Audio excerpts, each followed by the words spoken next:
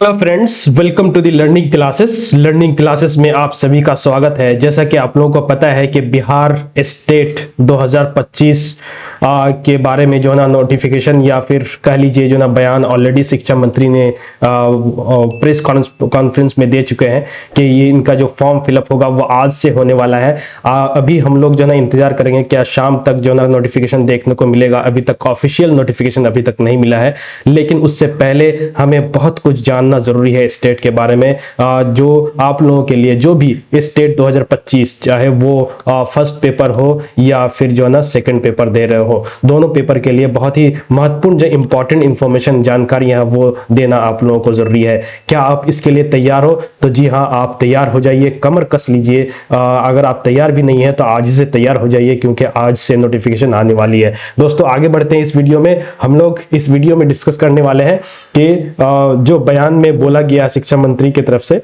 वो क्या बयान है, डेट्स क्या क्या है, उसको थोड़ा सा और रिवाइज हम लोग कर लेंगे। सेकंड में हम लोग देखेंगे कि स्टेट में जो सब्जेक्ट है उसको हम लोग डिस्कस करेंगे। फर्स्ट पेपर और सेकंड पेपर के दोनों के सब्जेक्ट जो है वॉइस जो कितने सब्जेक्ट इंक्लूडेड हैं, क्या आपके सब्जेक्ट भी इंक्लूडेड है या नहीं है, कौन एलिजिबल है इसमें, इस एग्जाम के लिए क्या क्वालिफिकेशन चाहिए, क्या क्या डिग्रियां चाहिए, क्या कंप्लीट पास आउट डिग्रियां चाहिए, क्या अपेयरिंग वाले जो है ना इसमें अपेयरिंग वाले भर सकते हैं या नहीं, इसके बारे में भी हम लोग डिस्कस करेंगे।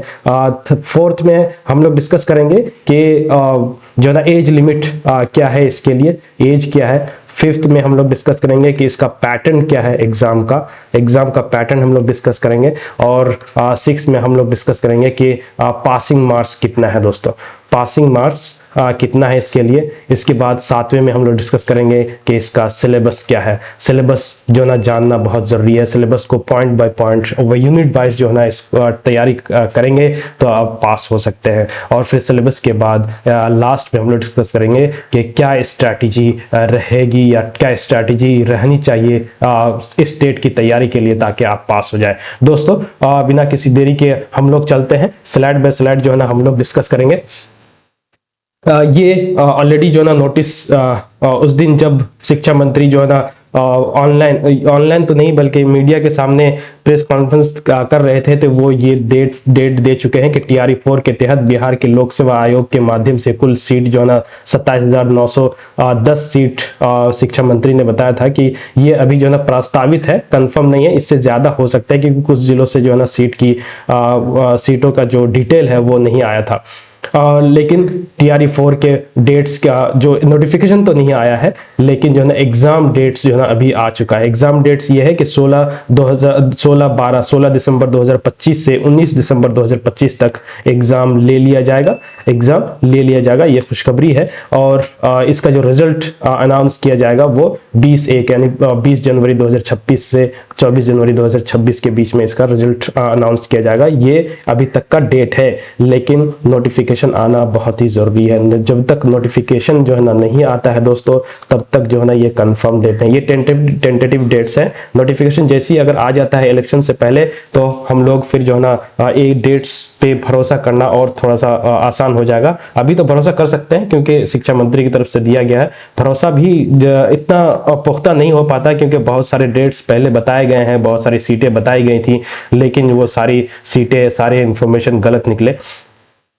दोस्तों ये तो हो गया TRE-4 के बारे में। अभी और जो है ना एक डेट लिस्ट आई थी, उसको भी डिस्कस करेंगे कि स्टेट के बारे में भी जो है ना प्रेस कॉन्फ्रेंस में बताया था, BPSC के बारे में प्रेस कॉन्फ्रेंस में बताया था कि BPSC TRE-4 का जो एग्जाम होगा वो 16/12/2025 से 19/12/2025 के दरमियान होगा। और रिजल्ट जो आएगा जब जैसे कि नोटिस में है कि 20 जनवरी से 24 जनवरी के बीच में होगा। अब स्टेट के बारे में जानना जरूरी है कि स्टेट का जो डेट्स है वो क्या है। ये स्टेट का डेट के बारे में जो है ना बताया था शिक्षा मंत्री ने, कि शिक्षा मंत्री ने लाइव प्रेस कॉन्फ्रेंस में घोषणा की है कि स्टेट के लिए ऑनलाइन आवेदन की जो तिथि है वो 8 सितंबर 2025 यानी आज से लेकर के 16 सितंबर 2025 तक जो है ना ऑनलाइन फॉर्म भरे जाएंगे। लेकिन आज तक अभी तक जो है ना नोटिफिकेशन नहीं आया है। लेकिन हम लोग उम्मीद कर रहे हैं कि आज शाम तक जो है ना इवनिंग में नोटिफिकेशन आ जाए BSEB की जो ऑफिशियल वेबसाइट है, इसको आप जो है ना देखते रहें, शाम को देखते रहें। और स्टेट की जो परीक्षा की तिथि है वो 4 अक्टूबर यानी 4/10/2025 से 25/10/2025 के अंदर ले लेना है। और रिजल्ट जो है ना वो 1 नवंबर को दे दिया जाएगा। 1 नवंबर को दे दिया जाएगा स्टेट का। ये अभी तक का इंफॉर्मेशन है डेट से रिलेटेड, क्योंकि शिक्षा मंत्री ने प्रेस कॉन्फ्रेंस करके ये डेट्स जो है ना बयान किया था। अब आगे चलते हैं, देखेंगे कि जो स्टेट में जो सब्जेक्ट हैं वो कौन कौन से सब्जेक्ट हैं।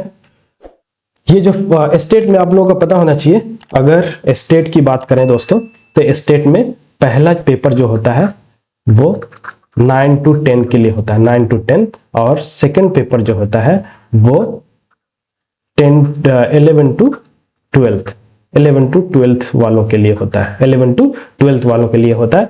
ये एक ही परीक्षा है जो 9 to 10 और 11 12 के लिए होता है। लेकिन हमारे स्टेट में एक बीटेड भी होता था, जो अभी नहीं होता है।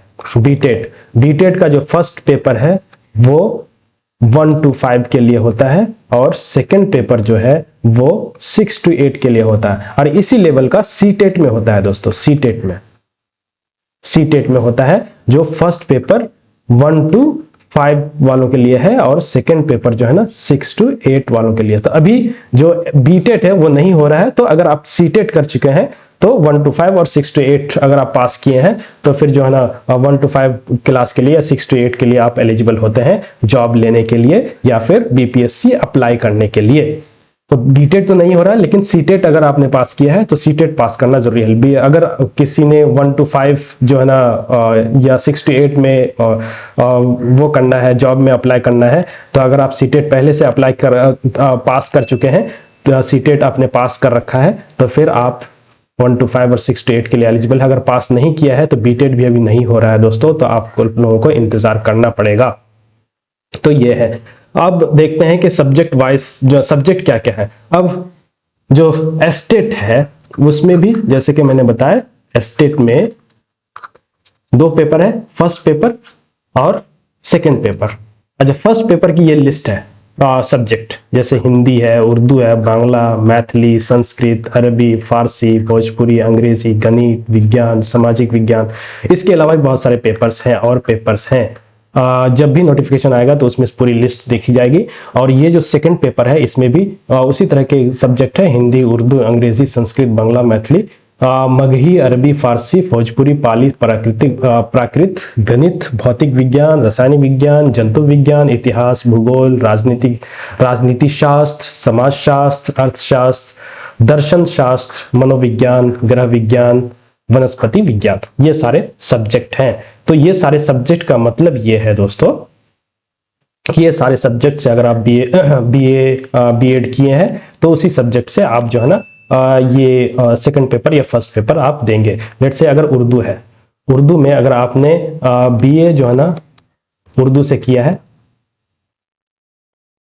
और बीएड भी जो है ना आपने उर्दू से किया है, तो आप जो है ना फर्स्ट पेपर के लिए एलिजिबल होते हैं। और इसके अलावा बीए से पहले आपने जो है ना 10th 12th भी किया है, 10 और 12th करने के बाद फिर बीए किया, आपने बीएड किया।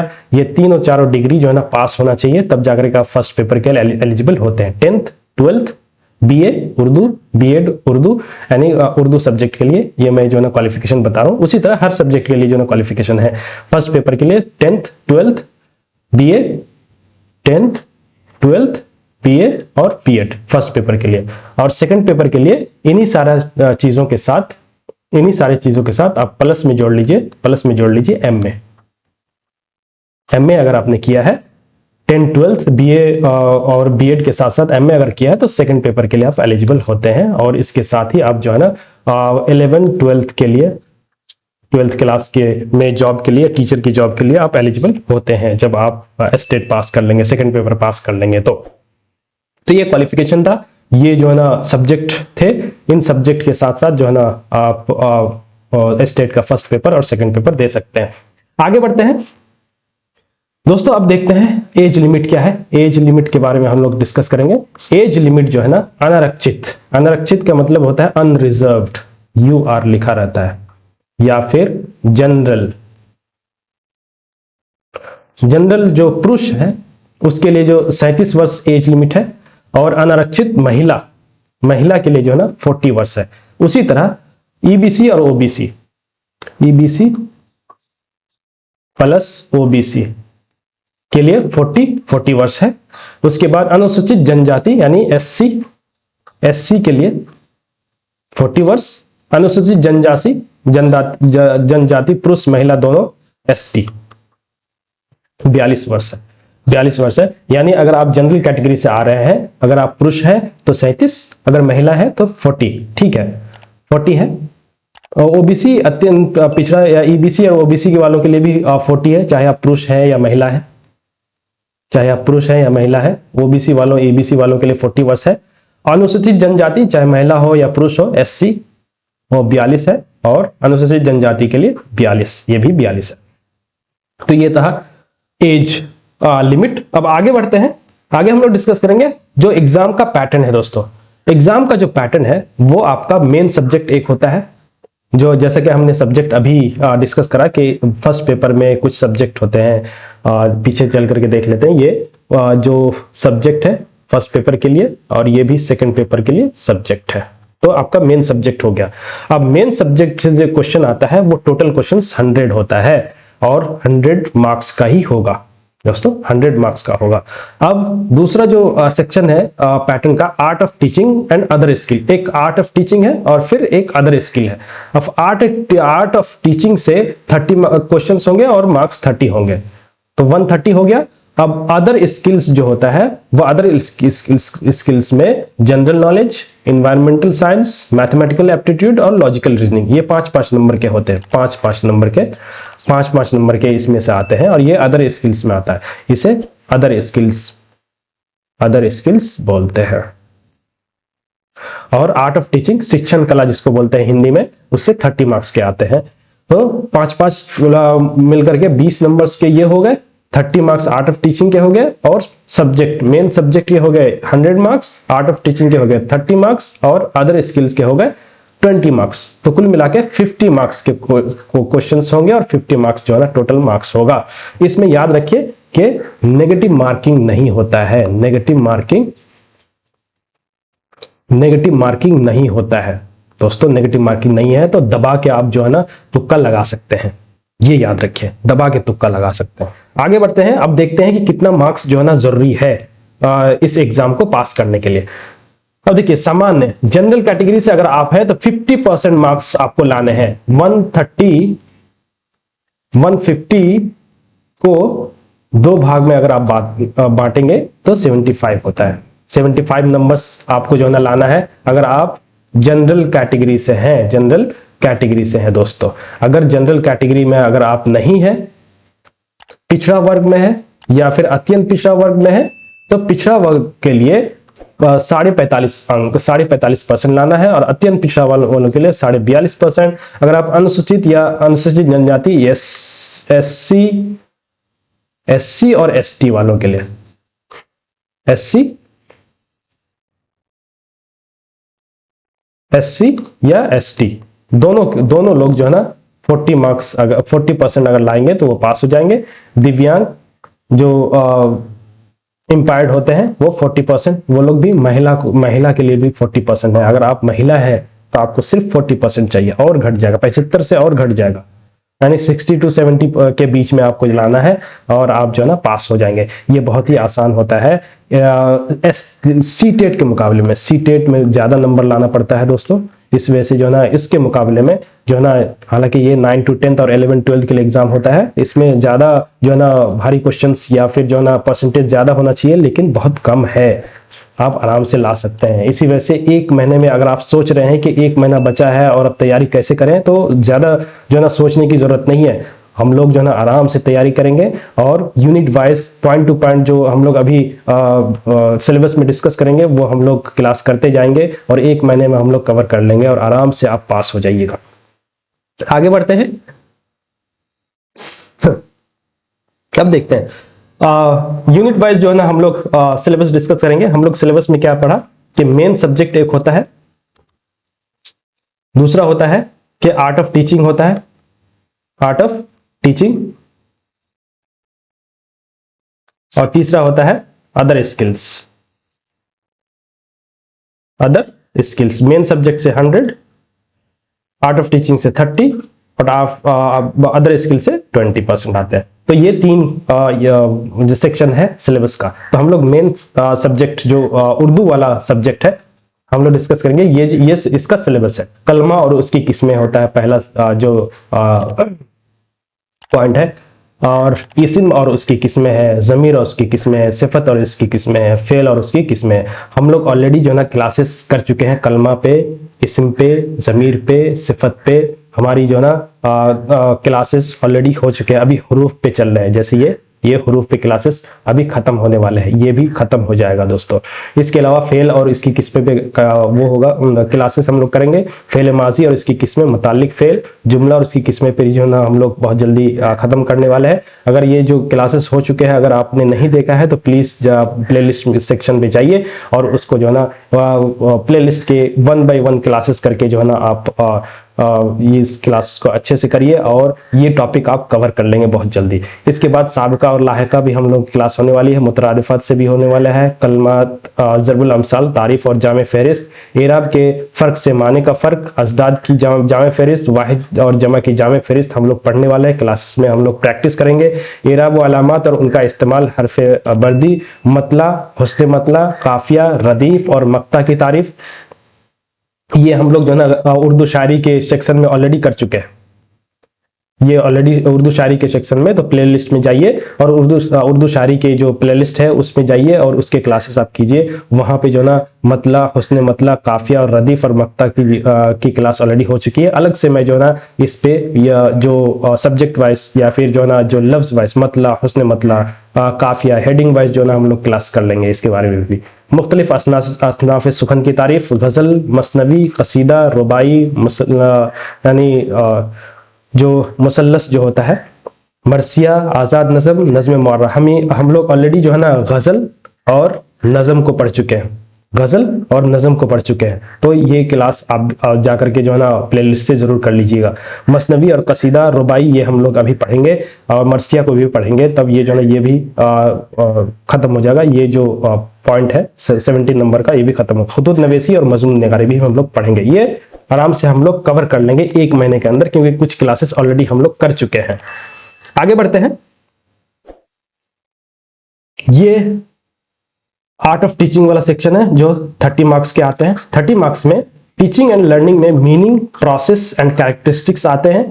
Teaching objectives, instructional objective, meaning and types, Bloom taxonomy, teaching methods, types and its characteristic, इसके जो खुसूसियात है, merit and demerit, advantage and disadvantage methods के, lesson plan, types and format and various model, micro teaching and instrumental analysis, effective ecosystem and of classroom, text book and library, qualities of teacher, evaluation and assessment for learning and curriculum. उसके बाद factors effective teaching and learning, teaching ads and hands on learning. ये जो topic से जो है ना art of teaching, शिक्षण कला से रिलेटेड क्वेश्चंस आते हैं। इसको हम लोग इंग्लिश और हिंदी दोनों में जो ना डिस्कस करने वाले हैं, डिटेल में डिस्कस करेंगे और क्लासेस करेंगे दोस्तों। इस पे भी जो ना आराम से क्लासेस करेंगे हम लोग। 1 महीने में इसको भी जो ना कवर करने की कोशिश करेंगे और कवर कर लेंगे ताकि आपकी तैयारी भी हो जाए। आगे बढ़ते हैं अदर स्किल में।